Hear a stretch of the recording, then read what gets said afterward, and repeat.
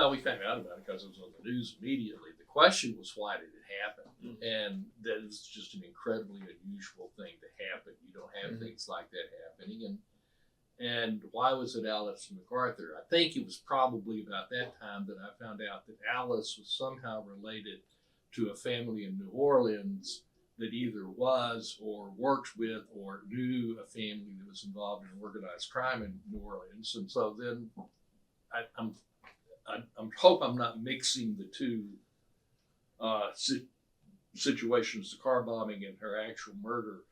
But there was this sort of back channel of, is this somehow related to organized crime?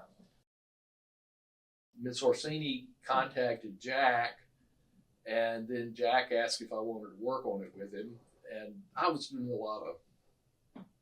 I told you I was doing a lot of death penalty work, and there was an awful lot of, really intense research issues going around. They hadn't decided at that time what was the standard for effective assistance of counsel. They hadn't decided whether or not death qualification of a jury made it prosecution prone to the point that it would end up being a due process violation. And so there was a lot of that going on, and I think that's why Jack asked me to help. I remember the first time I met her. I don't remember the date. She was in the Pulaski County Jail, and I went out with Jack, and we chatted with her. And then there was a hearing on whether she would get bail or not, and bail was initially denied. And I don't think she ever got bail. And what always kind of struck me is that this thing was so, everywhere you looked, there was something in the news media about the Orsini case, and in part because of Alice McArthur's wife, in part because she had been charged, or she had been accused of a murder before, and then a no true bill was given, and now it's back here. And then the story of, well, Mrs. McArthur was killed so that Mary Lee could be with Bill, that this was some sort of thing they were supposed to have. And the indication was Bill didn't have any relationship with Mary Lee except that he knew her. But we kept getting stories back and forth as to what was the nature of that relationship and how long ongoing it had been. And then it really kind of got ridiculous, and we started getting all these stories about relationships with everybody else in the city, and it was just kind of bizarre. And she was dating a veterinarian, Dr. Walls. Yeah, who was really kind of small-looking, very nice gentleman, but supposedly she was dating major politicians and major lawyers and all these high society people, and it didn't seem to be the case. She seemed personable. She didn't seem to be as concerned as I think a person should be if they're charged with capital murder. It wasn't a red flag because I didn't know her. I had nothing to compare it to. So it kind of struck me as a little bit odd. She indicated she was going to be very helpful with us, and she talked to us and said she would do anything we told her, and she didn't. And it just didn't make sense. I mean, what was the big thing in my mind? Why would somebody do a tape saying they're not involved if they're not involved? Even if somebody called you and said you're not involved, why would you go out of your way to let everybody know you're not involved? I mean, there was something there that didn't just sit right. Well, the first thing we were trying to do is to see if we could get bail. We looked at issues of changing venue.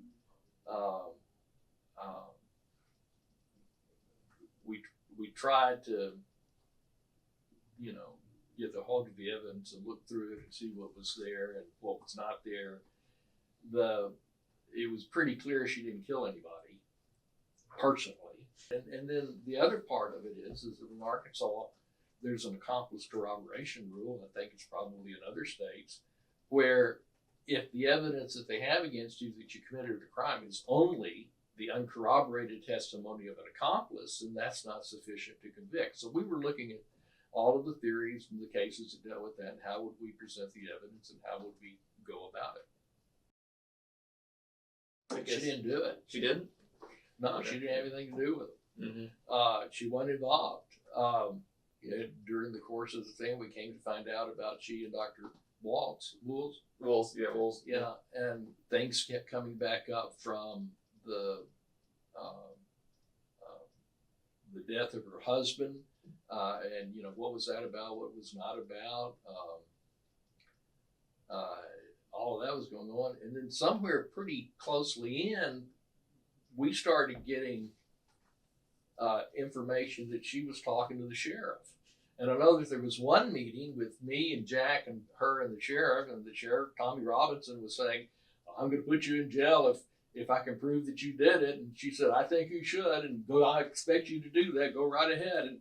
And it was a very surreal conversation, and we were given this "don't talk to her unless one of us is present." And I know that at one time I went to see her at the jail, and I tried to go relatively often, just because I know what it's like to be in jail and not see anybody, and even if I couldn't say anything except, "Gee, nothing's going on," or "We're doing this," or whatever. And one day I was on the way to see her, and as I was walking to the pod that she was in, she was being taken to Tommy Robinson's office. And I said, "Okay, I'm going too." "Well, you can't go. She's going to the sheriff." I said, "I sure can go." And I went. And then I'm sure that the conversation that we had at that time, just the three of us, was stilted. It didn't seem to make a whole lot of sense. We heard about an alleged trip to Dallas that she took with Tommy Robinson while she was in jail. They brought her to our offices a couple of times. We were nailing Jello to the wall. Every time we thought we had a handle on something would come up, and it was just a nightmare. It didn't make sense. There was no reason to figure out why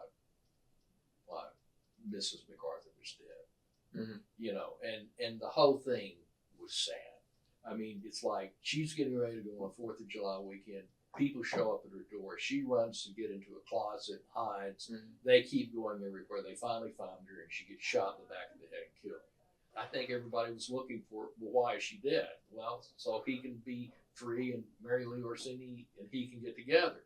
We had nothing to indicate that there was any relationship between the two of them, and that everything seemed to be, in her mind. And as everybody was doing this, it was done so that the two of them could be together. They went after Bill. He got arrested. I don't know exactly what happened, but I know he got released. But it was like, there's no reason for Mrs. McArthur to be dead. So that's the thing in all the cases that I've done that bothers me. Where did this come from? Mm-hmm. What was this about? Miss Orsini died, and she was in prison, and she had found Christ, and she was supposedly being this good influence for everybody down at the prison, and yet, shortly before she died, there was this sort of one last slap at Bill. This is the reason that it happened, and by that time, I had decided that any similarity between anything she said and the truth was mere coincidence. Well, two things happened that were particularly difficult. I had a come to Jesus meeting with her after, not the time when I was pulled and went into the office with the sheriff and her, but at another time after that, I had a real, you can't talk to these people. These people are not your friends. They may be bringing you in here and trying to let you know they're not trying to get information, but all they're trying to do is to get you into prison. We started trial on Monday, like Thursday afternoon or Friday, maybe Wednesday, we were handed a stack of transcripts of telephone conversations between her and Sheriff Robinson and people on Sheriff Robinson's staff. And so here we're getting ready to go into a defense, and we've been working on everything, and now we find that our client's been saying all this stuff with the sheriff. So we go to the judge, and we basically file a motion under seal that says we need to be taken off this case because we really have a problem with this client. And we've told her don't talk to people. We've seen her taking places, meaning the sheriff's office. I don't know if she went to Dallas or not. I kind of find that to be fantastical.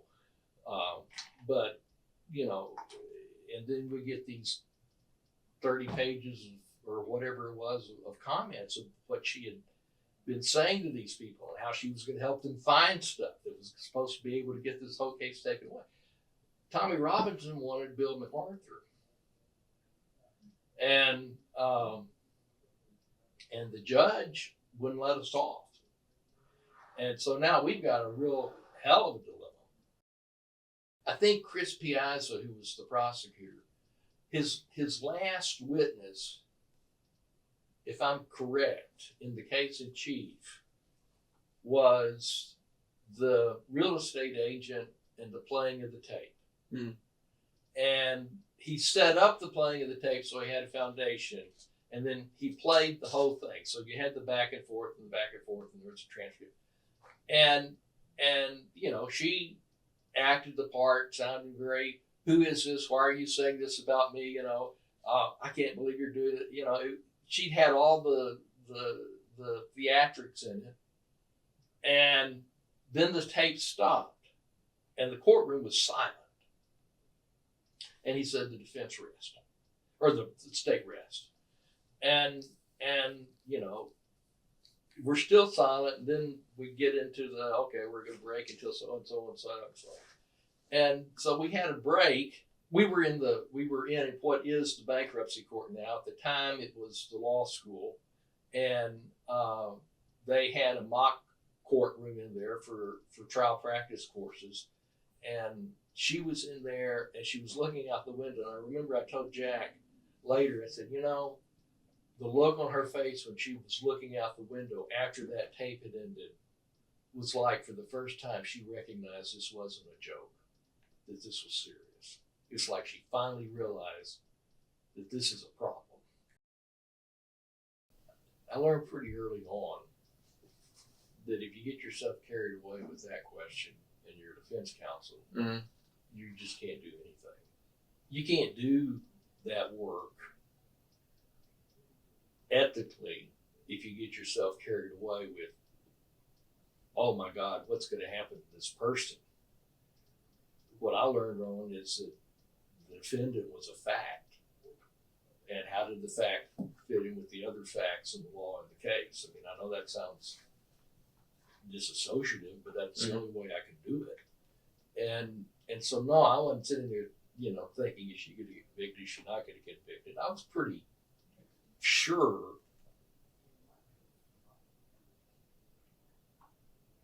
after the scene I told you about, where she was looking out the window, after that scene, I didn't have any doubt she was going to get convicted. If there was a question, it was there anything really to connect her with it except Yankee Hall?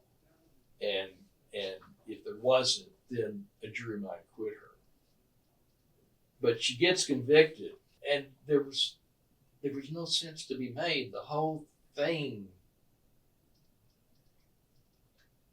it wasn't just senseless, it was just absurd. Mm-hmm. Most homicides in this country at least have some sort of connection to them. Mm. And one reason that a lot of people who commit homicide, except the guys from the mafia who do it on a regular basis, are not repetitive is because they've got a relation. It's a couple broke up and she's dating somebody else. This person's always been mean to me or whatever it is. None of that was here. Mm-hmm. And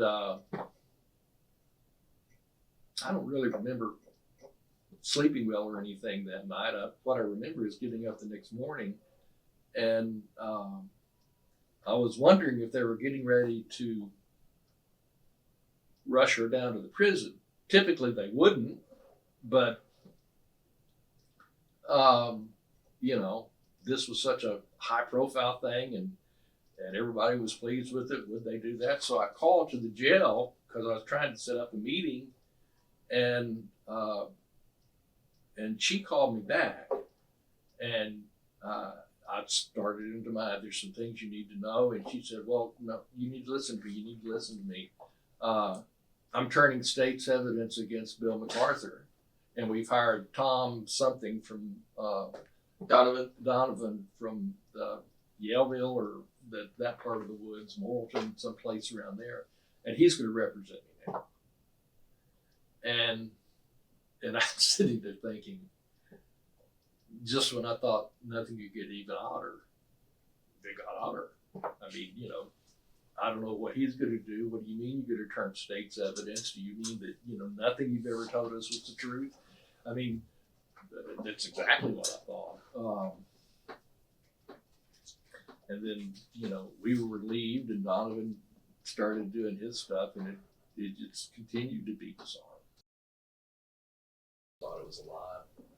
I was a little surprised because she had indicated and had been acting as if she had a very devout religious experience. A lot of people do in jail. I think that her overall demeanor is that she never did anything wrong. People always did something to her. Mm-hmm. And so it was consistent with that. Well, if I really think about the case, the first thing that hits me is a deep sadness that Alice McArthur is dead, and I could never figure out why. I mean, even in some of the murder cases I handled where the death penalty was on the table, I could at least understand why there had been a murder. Mm. I have never understood that here, and I never will. I saw the press frenzy. They wanted information about everything. I've never had a client that acted like they were, oh, my life's on the line, I'm going to do everything you can tell me to do, I'm going to behave everything, all that, and then turn around and not. Mm-hmm. I've never had a client lie to me like that. I mean, I'm not doing anything, I'm not talking to Tommy Robinson, and then here's this 30-page or more list of transcripts. Oh, yeah. I mean,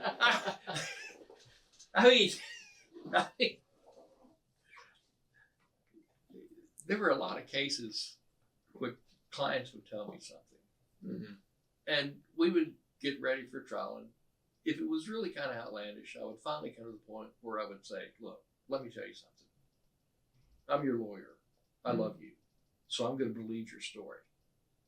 And if your mother's in the courtroom, she loves you. But I got to tell you, we're the only two people in the courtroom that are going to believe that story, and I'm not too sure about your mother. And usually I would get something that would approach probably what the truth was. Mm-hmm. It wouldn't have made any difference here. But I mean, I don't put I did the Orsini case on resumes.